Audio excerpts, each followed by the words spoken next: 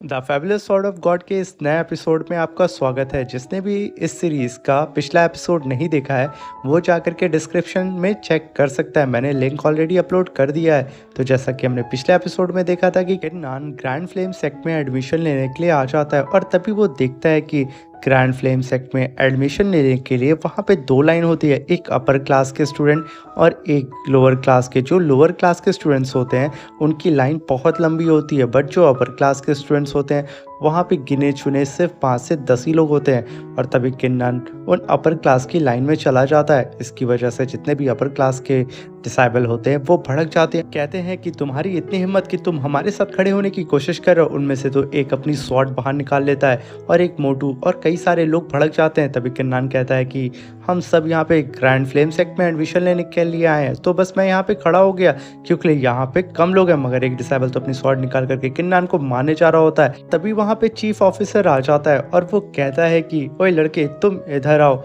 आखिर तुम्हारी इतनी हिम्मत कैसे हुई कि तुम इन अपर क्लास के डिसाइबल्स के साथ खड़े हो रहे हो। तभी किन्नान उसे कोई रिप्लाई नहीं करता है। तभी चीफ ऑफिसर कहता है ठीक है, तुम अपना टोकन मुझे दिखाओ। अब आगे यहाँ पे किन्नान अपने टोकन को बाहर निकालता है और चीफ ऑफिसर को दे देता है। चीफ ऑफिसर जैसे ही इस टोकन को अपने हाथ में लेता है वो इस टोकन को देख करके कहता है कि तुम तो स्वॉर्ड सिटी से हो। और ये कह करके वो वहाँ पे हंसने लगता है और कहता है कि तुम्हारी इतनी हिम्मत हो गई है कि तुम यहाँ पे इन अपर क्लास के डिसाइबल्स के साथ लाइन में खड़े हो रहे हो। और ये कह करके वो भी हंसता है और आसपास में खड़े हुए जितने डिसाइबल्स होते हैं वो भी हंसने लगते हैं। खासतौर से वो मोटा, वो तो पेट पकड़ के अपना हंस रहा होता है और कहता है कि इस लड़के को शायद नहीं पता है कि स्वॉर्ड सिटी सबसे लोवेस्ट यानी कि नीचे से फर्स्ट नंबर पे आती है। इसकी हिम्मत तो देखो, ये हमारे साथ खड़े होने की बात कर रहा था, हद होती है। अभी दूसरा बंदा कहता है कि जैसा कि स्वॉर्ड सिटी सबसे नीचे से नंबर 1 पे आती है तो शायद इसने ये सोच लिया होगा कि ये नंबर 1 पे है, ये एक नंबर का गधा मुझे नजर आ रहा है, बेहतर ये होगा कि तुम अपनी लाइन में चले जाओ। तभी चीफ ऑफिसर किन्नान का वो टोकन उठा करके नीचे फेंक देता है ज़मीन पे और कहता है कि अगर तुम दोबारा इस लाइन में खड़े होने की कोशिश भी किए तो यकीनन मैं तुम्हें लात मार करके तुम्हारे पिछवाड़े पे तुम्हें इस सेक्ट से यानी कि ग्रैंड फ्लेम सेक्ट से बाहर उठा करके फेंक दूंगा। और ये कह करके वो उस टोकन को उसके सामने ही फेंक देता है। तभी किन्नान इस बात से बहुत ज़्यादा गुस्सा आ जाता है। वो चीफ ऑफिसर से कहता है कि मैं यहाँ अपनी काबिलियत के दम पे आया हूँ। और वो चीफ ऑफिसर के ऊपर अटैक करने के लिए जा रहा होता है और तभी वहाँ पे हान बुकू आ जाती है और बुकू कहती है किन्नान तुम वहीं पे रुक जाओ। और किन्नान भी वहाँ पे रुक जाता है। तभी बुकू घूर करके उस चीफ ऑफिसर की ओर देखती है और कहती है कि तुम्हारी इतनी हिम्मत। चीफ ऑफिसर हान बुकू को देख करके कहता है कि ये तो अनटचेबल फ्लावर है हान बुकू। और ये कह करके उसकी तो फट के चार हो जाती है। और जैसा कि और लोग सुनते हैं, द अनटचेबल फ्लावर हान बुकू आखिर यहाँ पे क्या कर रही है। आसपास में खड़े हुए लोगों की भी हालत एकदम ख़राब हो जाती है और वो कहते हैं कि भला इस लड़की से कौन ही पंगा लेना चाहेगा, और किसी ने भी इस लड़की से पंगा लिया तो पक्का वो अपनी जान से हाथ धो बैठेगा। और ये कह करके वो लोग वहाँ से धीरे धीरे पीछे खिसक रहे होते हैं। और तभी हान बुकू कहती है कि चीफ ऑफिसर से तुम्हारी हिम्मत कैसे हुई कि तुमने किन्नान के टोकन को नीचे उठा करके फेंक दिया जिसे मैं लेकर के आई हूँ। और तभी हम देखते हैं अपर क्लास के सारे डिसाइबल हान बुकू पे भड़क जाते हैं और कहते हैं हान बुकू तुम हमारे बीच में मत आओ और ये हमारा मैटर है। और कोई भी बंदा यानी कि लोअर क्लास का बंदा हमारी अपर क्लास की लाइन में आकर के खड़ा नहीं हो सकता है। बेहतर यही होगा कि तुम यहाँ से चले जाओ, क्योंकि इन लोगों को नहीं पता होता है कि हान बुकू किस मिट्टी की बनी है। तभी हान बुकू कहती है कि अगर तुम लोगों ने एक लफ्ज़ भी और निकाला तो मैं यकीनन इस ग्रैंड फ्लेम सेक्ट से तुम लोगों को लात मार के भगा दूंगी। और शायद तुम लोग नहीं जानते हो कि मैं कौन हूँ। ये कह करके वो उन क्लास के डिसाइबल्स के ऊपर भड़क रही होती है और कहती है ये ग्रैंड फ्लेम सेक्ट है, ना कि तुम्हारा पर्सनल कोई लॉन या तुम्हारा कोई सेक्ट। तभी वो जितने भी अपर क्लास के डिसाइबल होते हैं उनका होश ठिकाने आ जाता है और वो लोग तुरंत हान बुकू से अपनी गलती की माफ़ी मांगते हैं और कहते हैं सीनियर, अब हम कभी भी किन्नान यानी कि आपके जूनियर डिसाइबल को कभी भी परेशान नहीं करेंगे, हमें माफ़ कर दीजिए।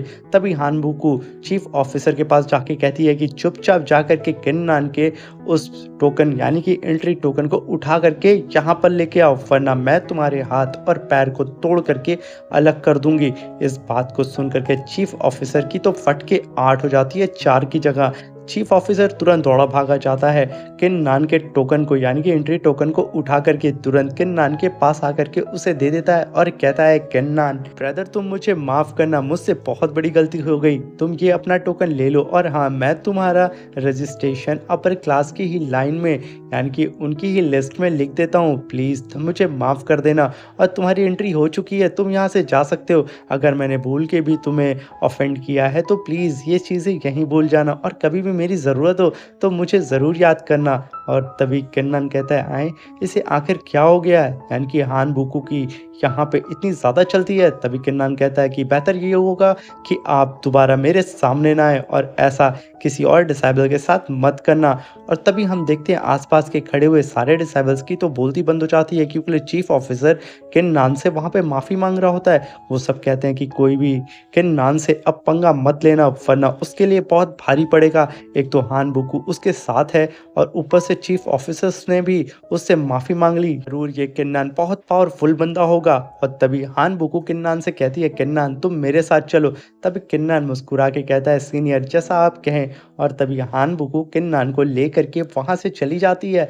किन्नन भी मुस्कुराते हुए वहां से चला जाता है और सीन शिफ्ट होता में दिखाया जाता है कि हान बुकू उसे लेकर के पैलेस के बीच में आ जाती है और कहती है, किन्नन एंड फ्लेम सेक्ट बाहरी दुनिया से बिल्कुल अलग है, यहाँ पे कमजोरों की कोई रिस्पेक्ट नहीं होती है और जो पावरफुल होते हैं यहाँ पे सिर्फ उनकी रिस्पेक्ट होती है। जो कमज़ोर हैं उनको हर कोई बुली करता है और जो पावरफुल है उनकी हर कोई रिस्पेक्ट करता है। तभी किन्नन कहता है, सीनियर मैं यहाँ पे समझ गया कि आप क्या कहना चाहती हैं। तभी हान बुकू कहती है कि क्या बात है किन्नन, मैंने सोचा नहीं था कि तुम इतने समझदार होगे। तभी किन्नन कहता है, मैं आपका जो जूनियर डिसेबल हूँ, आपकी छत्र छाया में रहूँगा तो समझ जाऊँगा ही ना। तभी हान बुकू कहती है कि किन्नन अगर फ्यूचर में तुम्हें कोई भी बुली करेगा तो तुम परेशान मत होना, मैं हूँ और तुम मुझसे तुरंत आकर के उसकी शिकायत करना, मैं तुरंत उसके ऊपर एक्शन लूँगी। और तभी किन्नन उसकी ऐसी बात सुन करके वहाँ पे शर्मा जाता है और कहता है कि सीनियर आपसे मैं ज़रूर आकर के कहूँगा, मगर मैं कोशिश करूँगा कि मैं ऐसी कोई भी मुसीबत में ना पड़ूँ, मगर आपका बहुत बहुत शुक्रिया। और ये कह कर के वो हान बुकू को थैंक यू बोल रहा होता है। तभी हान बुकू कहती है कि यहाँ पे थैंक यू बोलने की कोई ज़रूरत नहीं है किन्नन, और किन्नन को बताती है, किन्नन कल पीक स्टोरिंग टेस्ट होने वाला है, यानी कि सारे डिसेबल्स को अपने अपने लिए कोई ना कोई पीक को सेलेक्ट करना होगा और मैं चाहती हूँ कि तुम मेरे पीक को सेलेक्ट करो और मेरे पिक में आकर के ज्वाइन हो जाओ और मेरे पिक का नाम है ऑक्शर पीक। और ये कह करके वो किन्नन की ओर देख करके मुस्कुराने लगती है और कहती है कि मैं यही चाहती हूँ कि तुम मेरे पीक में ज्वाइन हो क्योंकि तुम्हारे जैसा जीनियस डिसेबल मेरे ही पीक में होना चाहिए। और तभी उसकी ये बात सुनकर के किन्नन अपना सर खुजलाने लगता है और कहता है, सीनियर मैं आपसे कुछ पूछना चाहता हूँ, मुझे एक चीज़ समझ नहीं आ रही है। तभी हान बुकू कहती है, क्या? तभी किन्नन कहता है कि आखिर इस ग्रैंड फ्लेम सेक्ट में टोटल कितने पीक हैं? तभी हान बुकू कहती है, बस इतनी सी बात। और तभी हान बुकू बताती है कि ग्रैंड फ्लेम सेक्ट में टोटल 2 पार्ट हैं, एक तो इनर, दूसरा है आउटर सेक्ट। और इन दोनों सेक्ट की बात की जाए तो आउटर सेक्ट के तो जो डिसेबल होते हैं वो सबसे ज़्यादा वीक होते हैं और इनर सेक्ट के डिसेबल सबसे ज़्यादा पावरफुल होते हैं। और इनर सेक्ट में आते हैं 3 पीक, पहला है द आउचर पीक जो कि मेरा है, दूसरा है द अल्ट्रा माइन पीक, तीसरे नंबर पे आता है द पूरन पीक। और ये कह करके वो किन्नन की ओर देखने लगती है और हंसने लगती है और कहती है, किन्नन कल मैं सच में चाहती हूँ कि तुम मेरे पीक यानी कि द आउचर पीक को सेलेक्ट करो और उसके इनर डिसेबल बन जाओ। और ये कह करके वो किन्नन को देख करके और भी ज़्यादा मुस्कुराने लगती है। और बेचारा किन्नन, उसे तो यहाँ पे कुछ समझ में नहीं आता है, मगर वो कहता है कि सीनियर मैं ज़रूर आपके ही पीक को ज्वाइन करूँगा। और ये कह करके वो अपने सर को खुजलाने लगता है। और तभी हान बुकू कहती है कि किन्नन अब शायद मुझे यहाँ से जाना चाहिए क्योंकि मुझे सेक्ट मास्टर का कुछ काम है।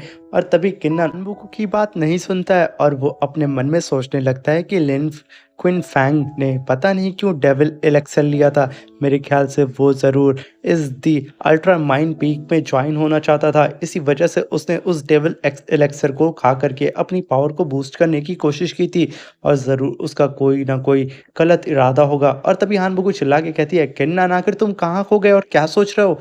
तभी किन्नन कहता है, अरे सीनियर मैं कुछ नहीं, बस मैं तो यूं ही बस हल्का सा कहीं खो गया था। तभी हानबुक को कहती है, किन्नन शायद मैंने कभी तुमसे कुछ कहा तुमने सुना नहीं, मुझे अब यहाँ से जाना होगा क्योंकि मुझे मेरे सेक्ट मास्टर ने कुछ काम दिया है और मुझे वो काम करना है। अब मिलते हैं कल, ओके, कल सिलेक्शन के टाइम में। और ये कह करके वो वहाँ से चली जाती है। किन्नन उसे बहुत ही प्यार भरी नज़रों से देख रहा होता है और तुरंत वो उसे ग्रीट करके थैंक यू बोलता है और वो भी वहाँ से निकल जाता है। किन्नन अपने एंट्री टोकन को लेकर के पूरे सेक्ट में घूमने लगता है और वो पैलेस नंबर 50 को ढूंढ रहा होता है जो कि लोअर क्लास के डिसेबल को अलॉट किया गया था। और तभी किन्नन की नज़र पड़ती है उन सारे बड़े बड़े मेंशंस के बीच में एक झोपड़पट्टी पे और किन्नन इसे देख करके हैरान हो जाता है और कहता है, क्या हद होती है, मुझे ये झोपड़पट्टी अलॉट की गई है। तभी किन्नन कहता है कि आखिर मैं इस छोटी सी झोपड़पट्टी में कैसे रहूंगा, आखिर इस ग्रैंड फ्लेम सेक्ट में सिर्फ इतनी सी छोटी सी जगह ही मिली है एक लोअर क्लास के डिसेबल के लिए। ये कह करके वो बेचारा अपने उस छोटी सी झोपड़पट्टी को देख रहा होता है और काफी ज्यादा अफसोस जाहिर कर रहा होता है। तभी पीछे से आवाज आती है किन्नन। तभी वो पलट के देखता है कि आखिर उसको किसने बुलाया और पीछे से लियो आ रहा होता है और वो कहता है, किन्नन कैसे हो मेरे दोस्त, क्या हुआ, तुम्हें अपना घर पसंद नहीं आया क्या। और ये कह करके वो किन्नन को टॉन्ट मार रहा होता है। और तभी किन्नन कहता है, लियो तुम्हारी इतनी हिम्मत कि तुम मेरे सामने आकर के खड़े हो गए हो। तभी लियो कहता है किन्नन क्या तुम अपने सीनियर से इस तरीके से बात करते हो, इतना रूड भी है। मगर किन्नन उसे कोई रिस्पॉन्स नहीं करता, सिर्फ उसे घूर रहा होता है। तभी लियो कहता है, क्या हुआ, लगता है कि तुम्हें अपना मेंशन इतना आलीशान घर पसंद नहीं आया। मैं तुम्हें बता दूं कि लोअर क्लास से अभी तक कोई सेलेक्ट नहीं हुआ था, तुम ऐसे डिसेबल हो जो कि इस बार सेलेक्ट हुए हो, इसी वजह से तुम्हें इतना छोटा सा एक मामूली सा हट दिया गया है रहने के लिए और तुम्हारे जैसे लोअर क्लास के डिसेबल्स के लिए ये बहुत होगा। और तभी लियो कहता है, किन्नन मैं तुम्हें यहाँ पे ऑफर देने के लिए आया हूँ, अगर तुम चाहते हो इस सेक्ट में यानी कि ग्रैंड फ्लेम सेक्ट में जिंदा रहना चाहते हो तो तुम मेरे सेक्ट में आकर के ज्वाइन हो जाओ। और इसके लिए मैं तुम्हें सिर्फ 2 ऑप्शन दूंगा, या तो तुम मेरे सेक्ट में द अल्ट्रामाइंड पीक में ज्वाइन हो जाओ, या तो दूसरा ऑप्शन ये होगा कि मैं तुम्हें 1 हफ्ते बाद पक्का यहाँ पे जान से मार दूंगा। और यहाँ पे कोई भी ऐसा नहीं होगा कि तुम्हारे मरने पे कोई रोएगा भी, क्योंकि किसी को यहाँ कोई फर्क नहीं पड़ता कि एक कमज़ोर डिसेबल अगर मर भी जाए तो।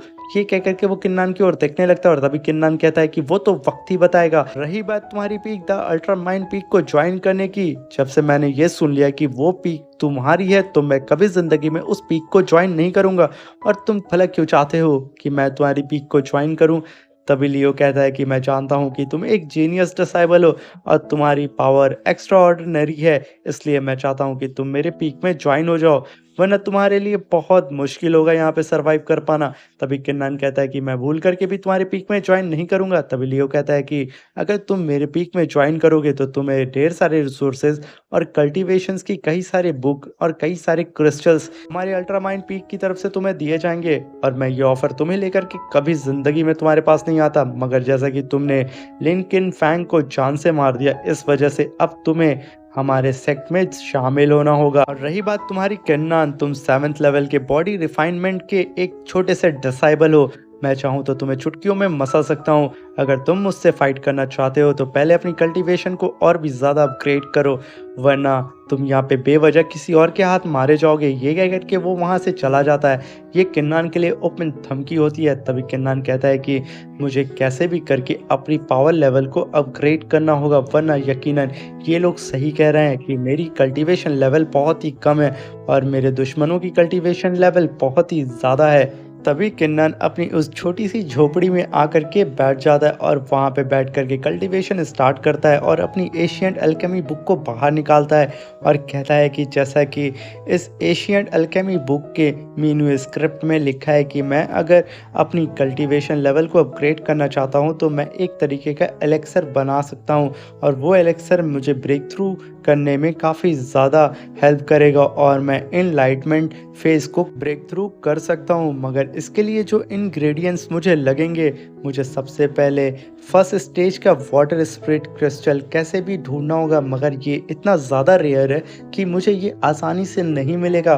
भला मैं इतने कम दिनों में कहाँ से ये फर्स्ट स्टेज का वाटर क्रिस्टल लेकर के आऊंगा। तभी हम देखते हैं किन्नन ये सब सोच ही रहा होता है। तभी उसके मास्टर वहां पर अपीयर होते हैं और कहते हैं, किन्नन क्या हुआ है, मुझे यहाँ सुनने में आया है कि तुम यहाँ पे ब्रेक थ्रू करने की कोशिश कर रहे हो और तुम यहाँ पे फर्स्ट स्टेज का वाटर स्प्रिट क्रिस्टल ढूंढने की बात कर रहे हो। तभी किन्नान अपने मास्टर को ग्रीट करता है और कहता है, मास्टर आखिर आप इतने दिनों से कहाँ थे, मुझे आपसे कई सारे क्वेश्चन करने हैं।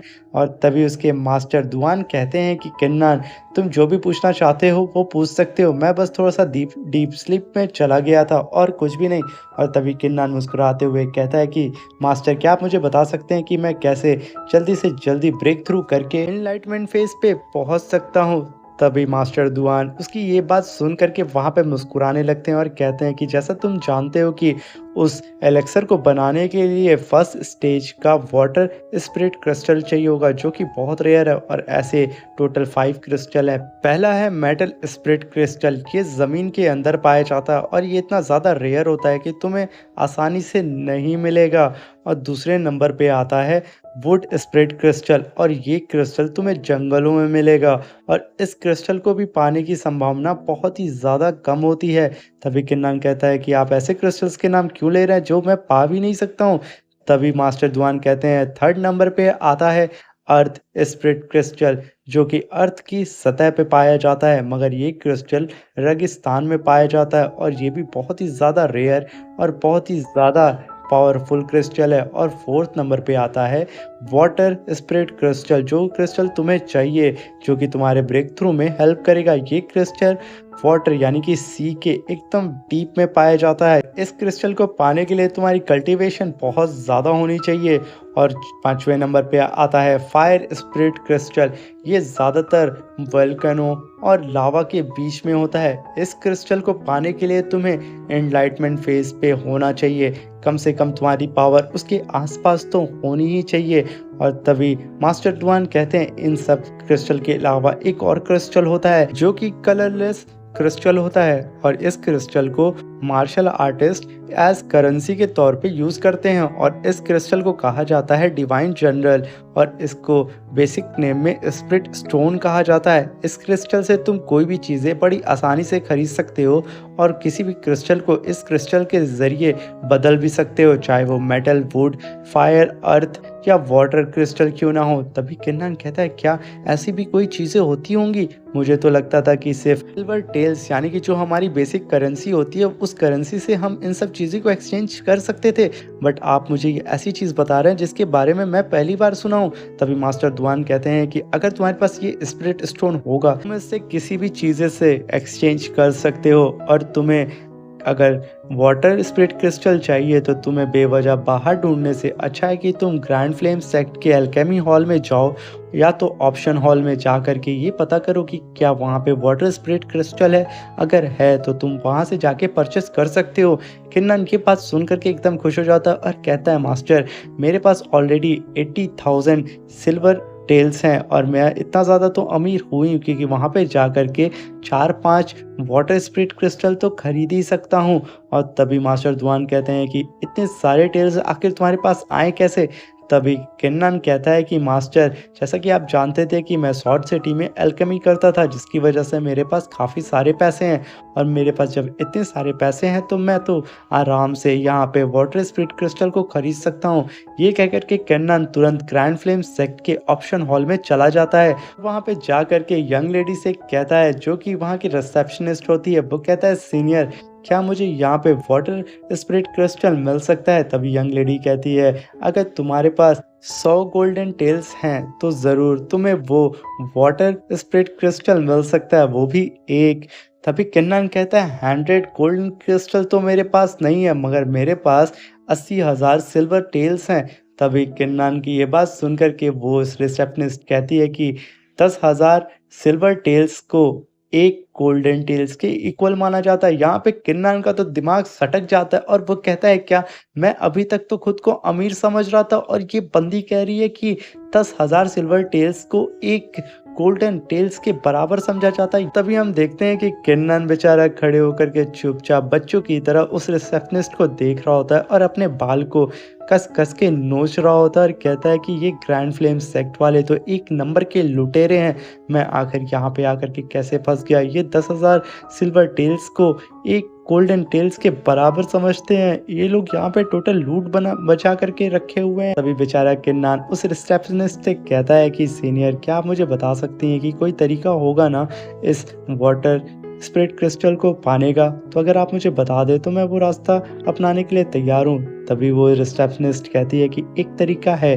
मेरे पास कुछ काम है, अगर तुम करना चाहते हो तो बताओ। तभी किन्नन कहता है कि हाँ ज़रूर, मैं काम वो करूँगा। मगर क्या आप मुझे बता सकती हैं कि वो कौन-सा काम है? रिसेप्शनिस्ट उसे देख के मुस्कुराने लगती है। तभी किन्नन अपने मन में कहता है कि मुझे शायद एक बार इसकी बात सुन लेनी चाहिए, अगर काम करने लायक होगा तो मैं ज़रूर करूँगा। और मुझे लगा कि ये किसी भी तरीके का स्कैम है तो मैं यहाँ से तुरंत चला जाऊँगा, क्योंकि मुझे किसी भी स्कैम में नहीं पड़ना है। तभी वो रिसेप्शनिस्ट बहुत ही प्यार भरी नज़रों से किन्नन को देखते हुए बोलती है कि जैसा कि मैं देख पा रही हूँ कि तुम इस ग्रैंड फ्लेम सेक्ट में न्यू डिसाइबली यानी कि नए ज्वाइन हुए हो, तो मैं तुम्हें बता दूं कि तुम्हें जो मैं काम दूंगी वो बहुत छोटा सा मामूली काम है। तुम्हें यहाँ पे दिए गए सारे हर्ब्स को क्लीन करना होगा जो कि आगे चल के एल्केमी डिपार्टमेंट में जाते हैं। और अगर तुम ऐसा करते हो तो एक दिन की सैलरी मैं तुम्हें 20 गोल्ड स्टोन दूंगी। तभी किन्नान वहाँ पे सोचने लगता है और कहता है कि ये ऑफ़र काफ़ी अच्छा है, मुझे इस ऑफ़र को एक्सेप्ट कर लेना चाहिए। और वो इस ऑफ़र को एक्सेप्ट कर लेता है। तभी वो रिसेप्शनिस्ट कहती है कि जैसा कि आधा दिन गुजर चुका है तो मैं इस ऑफ़र को आज से नहीं कल से लागू करूँगी, तो तुम कल आना। तभी किन्नन कहता है कि मुझे आज बहुत ज़्यादा ज़रूरत है उस वाटर स्पिरिट क्रिस्टल की, तो क्या मुझे आज काम मिल सकता है? तभी वो रिसेप्शनिस्ट मुस्कुराते हुए कहती है कि जैसा कि तुम बहुत ही ज़्यादा प्यारे और भोले हो और मुझे काफ़ी ज़्यादा क्यूट भी लग रहे हो, इसलिए मैं तुम्हें आज आधे दिन के काम के बदले ही तुम्हें 20 गोल्ड स्टेल्स दे दूँगी, यानी कि 20 गोल्ड स्टोन। ये सुन कर के किन्नान बेचारा वहाँ पे एकदम हैरान हो जाता है और अपनी हैरान भरी नज़रों से अब उस रिसेप्शनिस्ट को देखता है और कहता है थैंक यू कि आपने मेरी तारीफ़ की। तभी रिसेप्शनिस्ट कहती है तुम वाक़ई में बहुत ज़्यादा क्यूट और बहुत ज़्यादा हैंडसम हो, इसलिए मैं ये फ़ेवर तुम्हारे लिए कर रही हूँ। और बेचारा किन्नन यहाँ पे एक दिन में 2-2 लड़कियों से कॉम्प्लीमेंट पा चुका होता है, जिसकी वजह से वो तो फूला नहीं समा रहा होता है। और तभी वो रिसेप्शनिस्ट उसे देख कर के ऐसा शर्माता हुआ काफ़ी ज़्यादा हँस रही होती है। और यहीं पे हमारा ये एपिसोड ख़त्म हो जाता है। अब मिलते हैं इसके नेक्स्ट एपिसोड में। वीडियो अच्छी लगी हो तो चैनल को लाइक कर दें। अगर चैनल पे नए आए हैं तो प्लीज़ चैनल को सब्सक्राइब करके जाइएगा और मुझे कमेंट करके ज़रूर बताइएगा कि क्या आप इसके नेक्स्ट एपिसोड को जल्दी से जल्दी देखना चाहते हैं।